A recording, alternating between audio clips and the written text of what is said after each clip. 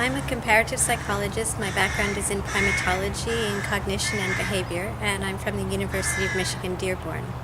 The reason that I came to this conference was that, one, I was invited by the conference organizers, which was incredibly nice, and that was based on my work looking at attitudes to animals, and then also with using children's literature in conservation education.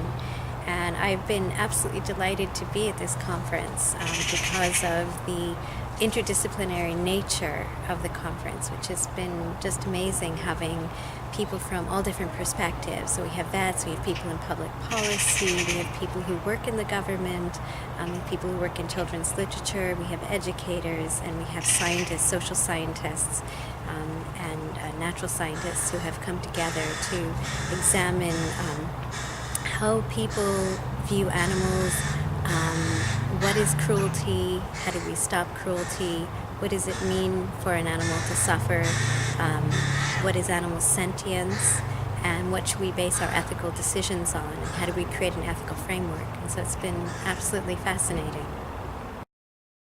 The conference has been really unique in that it brings together people from all these different disciplines, but they focus, and it's very disparate disciplines too, but the focus has been very tight in that we're addressing a lot of the very similar questions about, how do people develop their views of animals, so starting early on, and then how does that affect their behavior as they grow up and make decisions about whether to eat meat, whether to become a farmer, whether to become a scientist, and so on. And what does the public generally think about animals?